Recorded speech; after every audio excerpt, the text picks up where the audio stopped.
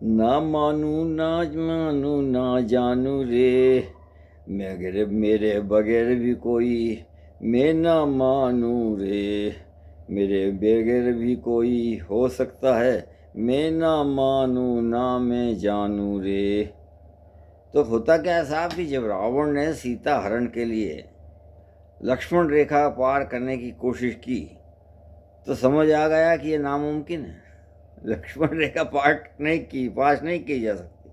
तो उसने सीता जी को लक्ष्मण रेखा पार करने को बोला और उससे फिर उठाकर पुष्पक विमान में उठाकर ले गए, अपहरण कर लिया। लेकिन मोदी जी का उल्टा है ना। आप ये देखिए कि 10 साल में मोदी जी ने प्रगति की लूटिया डुबो दी है।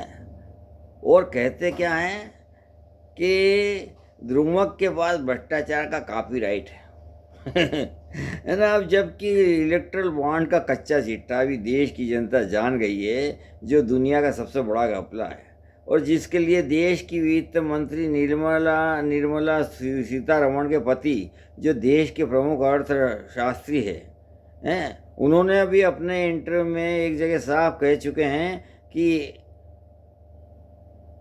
ये मोदी जी का यह प्रलाप शोभा नहीं देता। साफ है कि मोदी जी को देश की जनता बेवकूफ़ नज़र आती है और या वो समझते कि देश की जनता अंधी भगत है, वो उस ओर देखेगी नहीं न सुनना चाहेगी। आज आप पार्टी के मंत्री को है ना, हालत ये है कि आज आप पार्टी जो एक ईमानदार पार्टी थी, इससे 3 बार भाजपा हो रहा है, उसका भी एक पार्टी के मंत्री ने इस्तीफा दे दिया। तो क्यों कर दी है? वो इसलिए दे देगा, इनका दबाव है कि किसी तरीके किसी पार्टी को अपने सामने खड़ा नहीं होने देना चाहते हैं जो उनको उनके काम में बाधा हो, है ना। आप ये समझिए कि इन्हें संविधान की न परवाह है न कोई शर्म है, क्योंकि ना इन्होंने कांग्रेस की तरह देश की को आज़ाद कराने हेतु कोई तकलीफ नहीं उठाई है और ना इनकी पार्टी ने ही देश के उस समय की जनता के जज्बात को, बलिदान को देखा है, जाना है, नहीं जाना। इसीलिए न तो इनको नैतिकता का पाठ पढ़ाया जा सकता है न ये पढ़ना चाहते हैं। क्यों? क्योंकि सुप्रीम कोर्ट ने भी जिसे असंवैधानिक करार दिया है,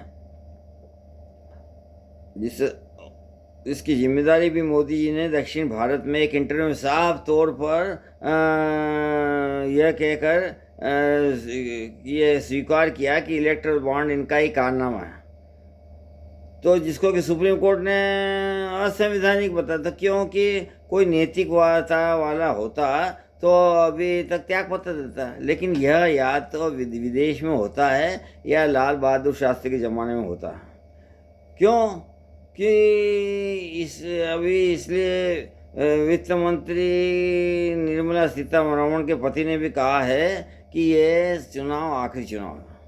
अगर मोदी जी जीत गए तो फिर ये आखिरी चुनाव समझो, क्योंकि फिर यह संविधान मोदी जी के कोई मायने नहीं रखता। मोदी जी संविधान में विश्वास ही नहीं रखते हैं, वो तो ये संविधान बदलना चाहते हैं।